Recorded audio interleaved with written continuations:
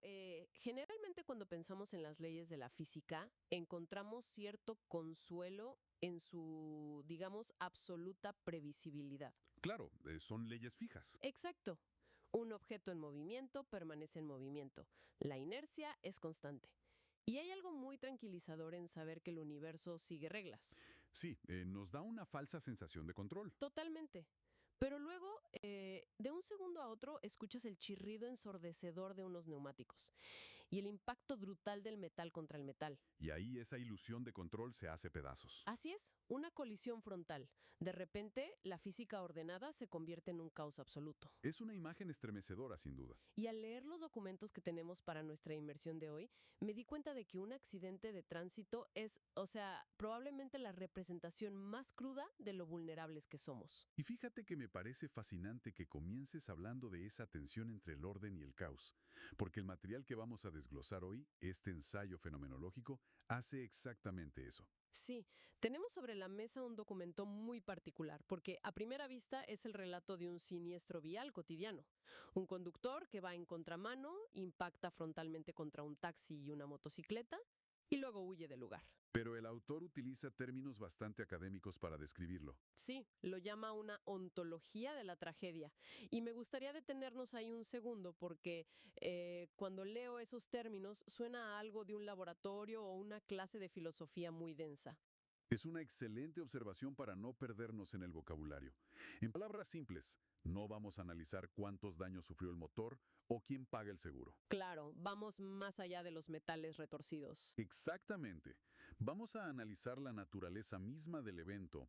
Vamos a usar este choque como una lente para observar algo infinitamente más grande, que es el gran conflicto entre el bien y el mal. ¡Wow! ¡Qué perspectiva! La idea es ver cómo Hashem utiliza incluso estas disrupciones violentas para mostrarnos cómo funciona el mundo espiritual, conectando este asfalto roto con los principios del Tanaj y la revelación profética dada a EGW. Me gusta mucho ese enfoque. Y para quienes nos escuchan, creo que esto transforma un simple titular de noticias en una brújula vital. Totalmente de acuerdo. Porque nos obliga a plantearnos algo muy serio desde el inicio. O sea, ¿de qué manera las crisis repentinas e inesperadas revelan los cimientos sobre los cuales hemos edificado nuestra fe diaria? Es un interrogante que cambia por completo la forma en que leemos esta historia. Así es. Y si comenzamos a diseccionar la anatomía de este siniestro, lo primero que resalta de los documentos es la causa del impacto. Un vehículo yendo en contramano. Exacto. En cualquier sistema de tránsito, ir en sentido contrario es la transgresión máxima, porque quien conduce así asume que su propia voluntad es superior a la dirección establecida para la seguridad de todos. Pero, a ver, tengo que ser abogada del diablo aquí. Adelante, dime. Es muy fácil decir que el que va en contramano es el villano evidente de la historia. Sin embargo, nadie en su sano juicio se despierta por la mañana, se sube al auto y decide conducir en sentido contrario por una avenida a toda velocidad. Claro, ¿no funciona así? Entonces, ¿cómo se llega a ese punto de desvío tan radical, espiritualmente hablando? Esa es precisamente la clave. En la cosmovisión bíblica, la irrupción en el carril contrario es una metáfora muy nítida del pecado. Es rechazar la Torá de Adonai. Ajá. Pero, como bien señalas, rara vez es una decisión abrupta de un día para otro. Es el resultado de un proceso. Comienza ignorando señales, tomando decisiones guiadas por el egoísmo. Los escritos de EGW son muy claros en que el desvío espiritual es gradual. O sea, eso me hace pensar en una analogía con la mecánica misma de un vehículo. A ver, explícame eso. Bueno, un auto no se lanza hacia el carril contrario de la nada si el sistema de dirección está bien, pero supongamos que el vehículo cae en baches constantemente y nunca se lleva a alinear. Lentamente, la dirección se desajusta. Exacto, el conductor tiene que hacer un esfuerzo constante para mantener el auto derecho. Si en algún momento ese conductor se relaja, se duerme por un segundo o simplemente se cansa de pelear contra el volante, el auto se va a desviar solo. Es una ilustración brillante de cómo funcionan nuestras defensas espirituales. Esos baches son las negligencias diarias. Las cosas que dejamos pasar. Sí, cuando el creyente descuida la comunión, profana el descanso sagrado del Shabbat, la alineación del alma se pierde. ¡Wow! Hay una erosión espiritual invisible, La voluntad se debilita y, casi sin darse cuenta, la persona empieza a transitar en contramano a los principios del reino celestial. Pero eso me lleva a otra duda. Si Hashem ve que nos estamos desviando, ¿por qué permitir el impacto? ¿Por qué no simplemente frenar el auto de forma providencial antes de que nos destruyamos? Esa es la gran pregunta sobre el sufrimiento. Y mira, a veces la providencia divina interviene en silencio y nos guarda. Sí, ¿cuántos accidentes no habremos evitado sin saberlo? Exacto. Pero otras veces, el impacto es permitido para despertarnos de lo que los textos llaman un letargo laodicense. La propia experiencia biográfica de E.J.W. es el mejor ejemplo de esto. Tengo entendido que ella sufrió un accidente grave, ¿verdad? Así es. A la edad de 9 años, sufrió un trauma físico devastador. Una compañera le arrojó una piedra que golpeó su rostro, dejándola inconsciente por 3 semanas. 3 semanas. Qué terrible. Ese evento alteró toda su trayectoria vital y le trajo un sufrimiento inmenso. Pero ella misma reconocería después que esa desgracia terrenal fue el impacto que rompió su letargo y volvió sus ojos hacia el cielo. Claro, la crisis reveló la fragilidad absoluta de lo material. Exactamente. Es muy duro pensar que a veces necesitamos que todo lo visible se desvanezca en un segundo para darnos cuenta de lo que realmente importa. Y esto nos deja con una pregunta muy profunda para el estudiante de la palabra. ¿Cuál sería? ¿Existen áreas en el caminar espiritual donde, por pura fatiga o descuido de la comunión, se está transitando lentamente en contramano a los principios del reino celestial? Una pregunta fundamental antes de avanzar a lo que ocurre justo después del estruendo. Sí, porque el drama no termina ahí. No. Desde la perspectiva de los documentos, lo que sigue es ontológicamente más oscuro. El metal ya crujió, pero el conductor que venía en contramano, el causante de la destrucción, huye de la escena. Y ahí tengo que detenerte, porque aquí es donde la teología choca de frente con la frustración humana más cruda. Te entiendo perfecto. Hablemos del taxista afectado. Su vehículo no es un lujo, es su herramienta de trabajo. Su fuente de ingresos está destruida en el asfalto. Él está herido y el culpable simplemente se escapa impune. Sí, desde una perspectiva terrenal, la injusticia es abrumadora. Claro. Entonces la pregunta es, ¿cómo no ceder ante la amargura absoluta en ese momento? Es que el deseo de justicia frente a la cobardía moral es completamente natural. El documento señala que huir del lugar es un reflejo exacto del carácter del enemigo de las almas. O sea, causar el daño y desaparecer. Tal cual. En el marco del gran conflicto, el adversario siembra el caos y evade la responsabilidad. Pero aquí es donde interviene el pilar del santuario, no como una doctrina fría, sino como el consuelo más profundo para la víctima.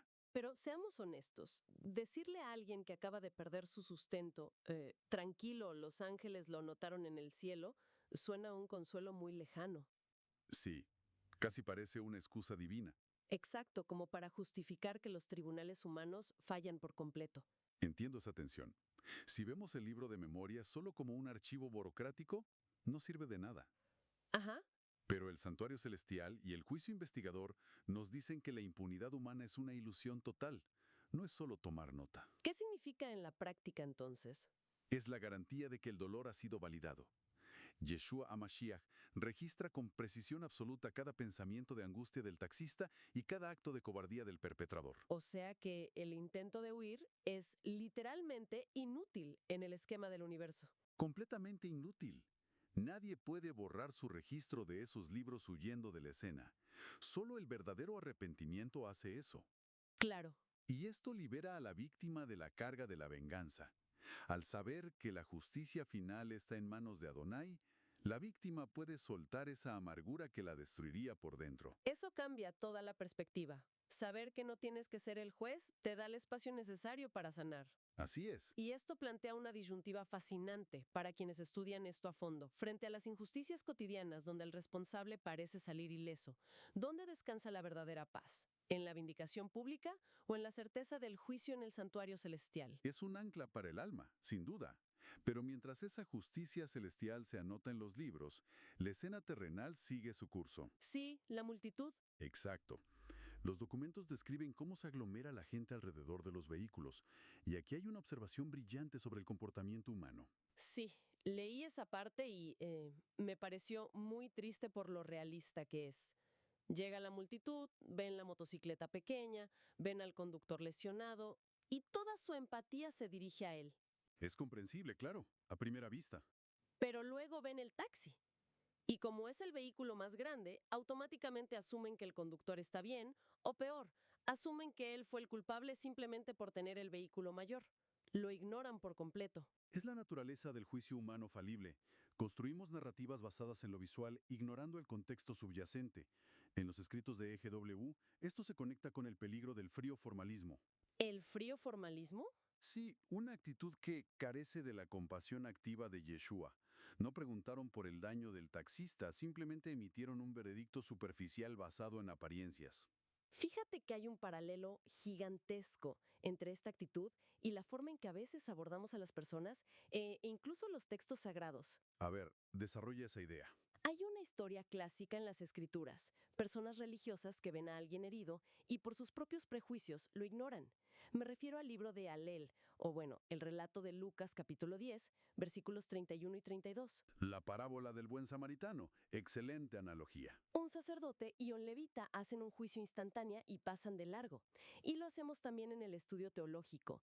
¿Cuántas veces tomamos un párrafo suelto de EGW fuera de contexto y lo usamos para condenar a alguien más? Muy cierto.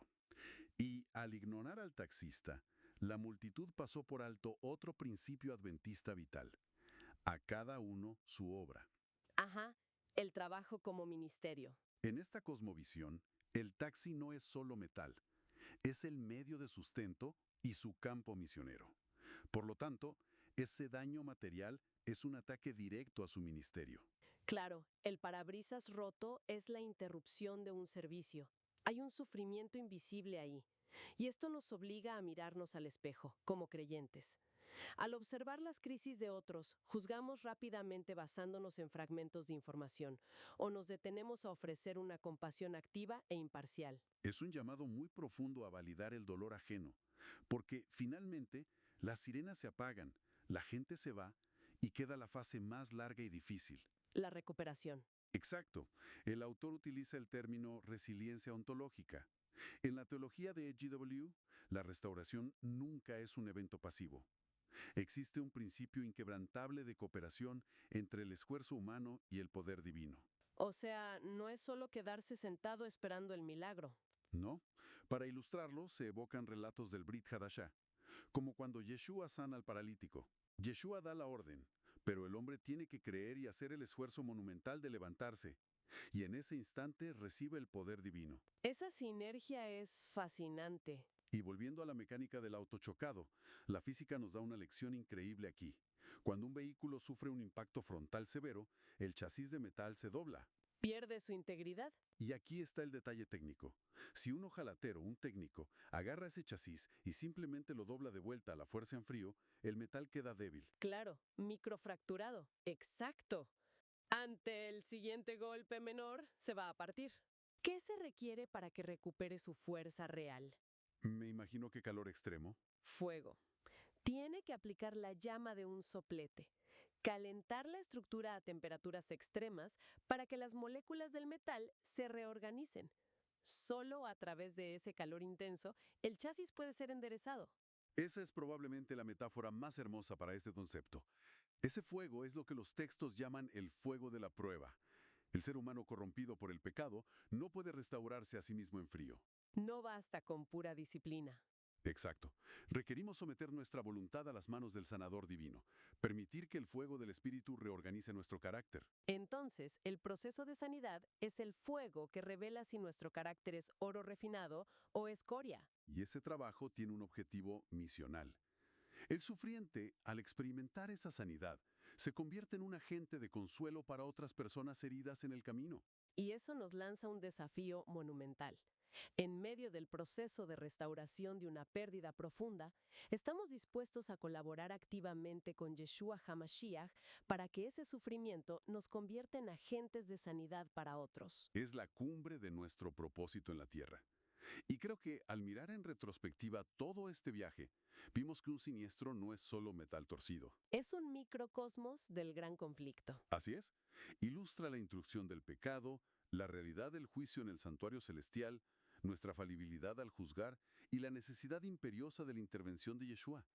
Pero no podemos cerrar sin conectar todo esto con nuestra gran esperanza. La segunda venida. Exactamente, porque la teología sobre el estado de los muertos nos recuerda que el sufrimiento actual es temporal, la muerte es un sueño. No hay tormento eterno rondando este accidente. Esa es una garantía inmensa.